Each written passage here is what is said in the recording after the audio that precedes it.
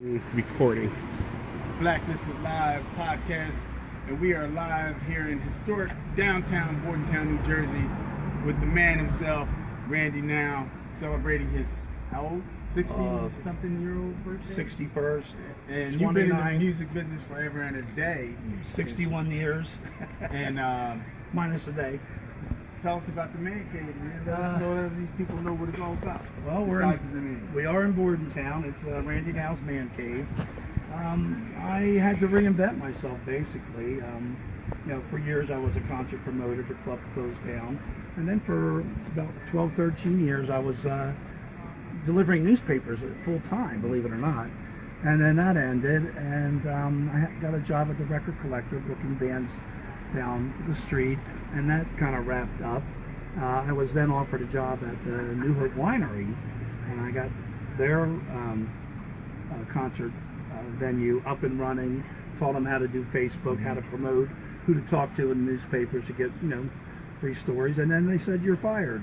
Wow. And it was not very nice. Because you've been reinventing yourself for the last 40, 50 years. Because I remember for the longest time, I never realized that you and Todd were brothers. Yes. And I went to school with Todd Ellis and his band. What was the name of his band? Smart Remarks. Smart Remarks. He now goes by Todd the Mod Ellis. I remember when Todd, what's his name? Barbara Lacey was in his Anthony band. Barbara Lacey was the drummer. Chris Gordon, and actually Dave Ross too, who passed away, who was a bass player for him. They just had that record re-released. Actually. Really? Somebody in New York picked it up, and we had a party for that here actually. And you have a lot of cool stuff here going on in there. I never realized that. I mean, you can only fit so many people in there, but you had a lot of good book signings there with the punk. Roger from Agnostic Front, Matt Penfield, May Pang's been here, who was John Lennon's girlfriend for like a year and a half, and she took thousands of pictures of John because she was with him for that amount of time. We do book signings all the time. You never know who's going to be here. One day, the president and CEO of the Rock and Roll Hall of Fame happened to wander in. The very same time, Louis Prima Jr. and his full 10-piece band and bus pulled up, and they all met each other because they want to put Louis Prima Jr. in the Hall of Fame, but there's kind of like an asterisk. I don't like the home run steroid asterisk thing. Right. It's a little bit of a long story, but they met each other here, just a coincidence. And we do live shows. I just had Melanie here from Woodstock. Who wrote "I've Got a Brand New Pair of Roller Skates."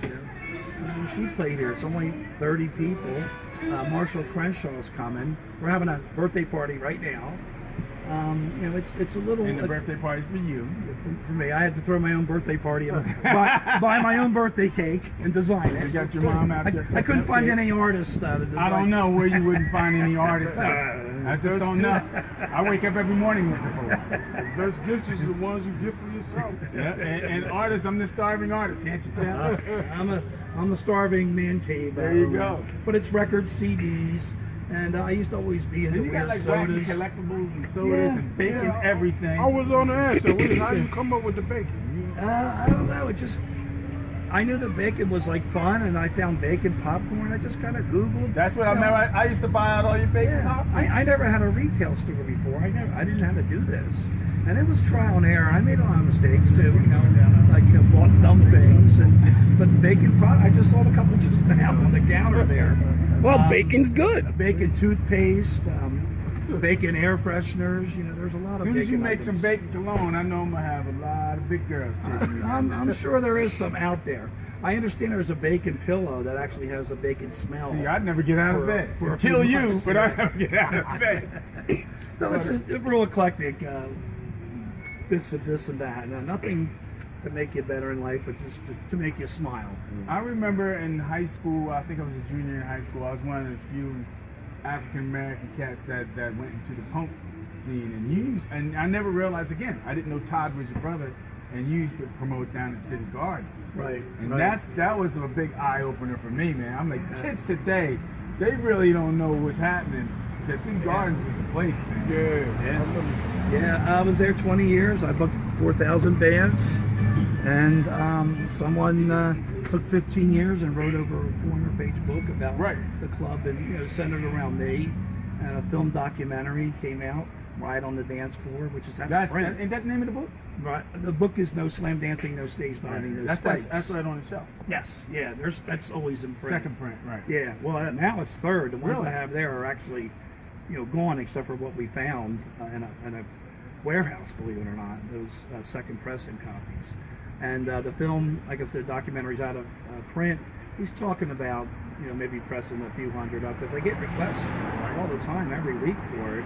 But the book was featured on the Jon Stewart Daily Show. Mm-hmm. John was a bouncer, or excuse me, he was a bartender.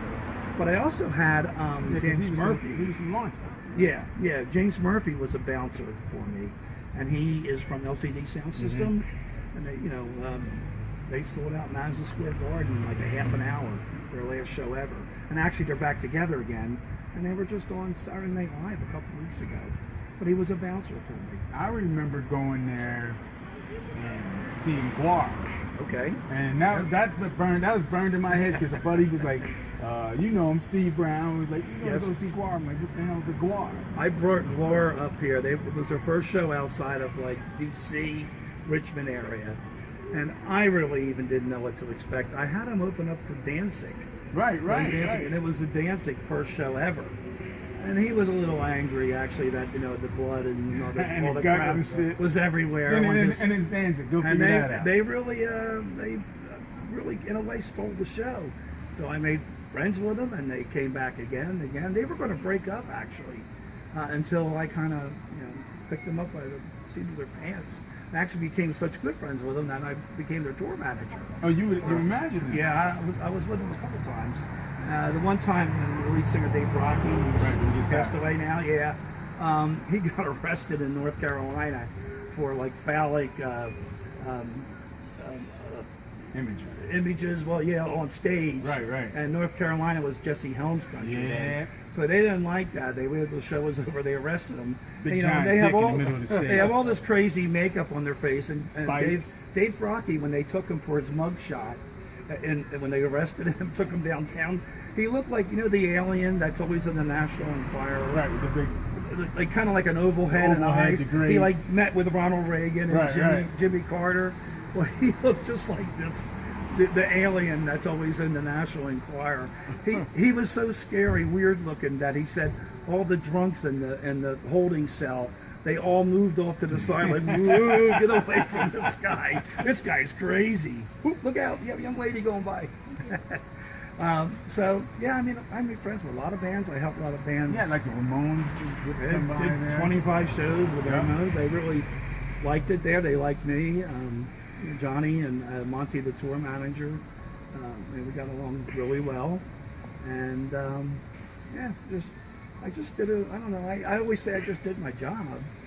Well, you did it well, because you were getting bands that that they are iconic. Because you can't say Guar without somebody knows who Guar is. Yeah. Everybody knows who the Ramones are. Otis Arangus. There you go. Who's that? The lead singer for Guar was Otis. Otis Arangus. Yeah. Who passed away. Just was it last year? Yeah, something like year that. ago, 2 years ago. Well, they had another situation. A guitar player died on tour in the bus, had a heart attack. Was that him? No. That was that band down in Florida, right? It was a guy in Guar. Right. I don't know where they were though. I think it happened in Florida. Actually, one time, after their shows, they were all covered in muck, and they never had enough money for a hotel. And you had to keep moving to the next city, 300-400 miles away. We stopped overnight in Texas at a truck stop. Everybody got out to, go to the bathroom, wash their face or whatever, eat food, and Danielle was Slyminster Hyman, and she was actually my bunkmate for most of the time. And but I left her behind in Texas, like 4 a.m. with not much clothing on, and the Guar blood all over her. And this is before cell phones. This is right around the time of beepers. Wow. And I didn't even know how to use a beeper. And we rolled for maybe 400 miles across Texas to the next stop in New Mexico, and she's 400 miles behind us. But thank God it actually happened to her, because she knew how to take care of herself and get moving. Some of the other guys in the van were just like, brain dead. and they wouldn't know how to have gotten to Albuquerque, New Mexico. Just keep going west, I guess. Yeah. But she figured out how to do it and who to contact. Yeah, they didn't have no MapQuest back then. They had maps. No, nothing. And that's if you're lucky. But yeah, how long has the Man Cave been in existence in Bordentown? I've been in Bordentown 5 years. The first year was around the corner Right. from here on Park Street, and they were going to sell the building, kick me out. So I beat them to it, and I found this place. It was just coincidentally, it was an art gallery, and it was closing, or they weren't paying their bill or whatever. And I just said, "Hey, can I come in?" They It was on actually the called main me. street, right. Yeah, they asked me to come in. I came in. So we're here. We've kind of outgrown the footage. It's probably only around 600-700 square feet total, and including the back room there too. But we're here for now. I think Bordentown's finally getting hip. Yeah, I mean, instead of like the old ways. And you guys, you know, record collector and yourself basically hit this place up because now they got a Down the microbrewery. microbrewery that can't keep beer in it. It's so successful. They can't Their open own because worst, they have no yeah, beer. they're their They own have worst, no beer. and we got it. And if you beer ain't your thing, you got your health food And I restaurant. hear it's great too. I didn't. Every time I go there, it's freaking closed. Every time I went there, it was too crowded. Really? Like There you Yogi go. Bear used to say, nobody comes here anymore because it's too Too crowded. many people there, yeah. And then So I missed the you two got the nights. cupcake place down the street. Yep, Neoma with the cupcake place across the street, the old Farnsworth house. I was Right. here for 30 years. It's going to be a brew pub. They're working on it right this The minute. Old Town Pub, right? That's going to be a home run too. And that's going to help because then people Yeah. don't need there and they're going to want to come across. Well, the center of Bordentown's starting to move down the street. Right. Because I was really the last business in a way. And now we got the brewery down here, and the lady named Sarah, you may have even went to school with her. She opened up a business over there too. We got the guitar repair guy, the electronic repair guy here. So Bordentown is still an undiscovered Gym.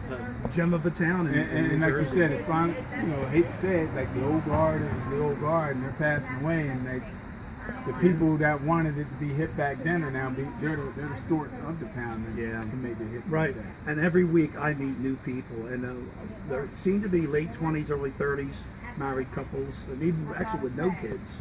Some are military too, which are usually on the base Right. for 2-3 years out here. Make friends with them, but every week somebody new is moving into the town, and I'll say, "Where do you live?" And I live in this house. Oh, I know that house. So that's cool. So yeah. we want to promote you. You can promote us, the co-promote. Please, yeah. And I'm Thanks. just welcome. Congratulations on your Thank you, birthday. Rob. Thanks. And Thank you. everything Thanks, that's guys. going on. And I appreciate you coming out. you guys. Now, need how to about come some out ice here. cream and cake? I'm gonna go get some ice cream and cake at Randy Now's Only today, though. Man Cave here, and it is a Whatever. Blacklisted podcast approved. Who did I bring bacon the? and ice cream? What was that? Ain't no bacon and ice cream. No bacon ice cream yet. You can eat it, so there's no bacon. Who in did the I ice bring to the record collector that you came over and saw? Oh, you brought up Schoolie D? Schoolie D in the town. He Yeah. brought Schoolie Yeah. D to the record collector. Yes, sir. What the hell does that mean? One by one, I knock you out. There you go. Yes, sir. See, he's a guy. He I has a booked little Public bit for Enemy, everybody. PE, Tribe Called Quest, De La Soul. He's not a one-hit wonder, Pop Up the folks. Weasel. Who did that? Third base. Third base. Third base. Yeah, had those guys. So there's my mother.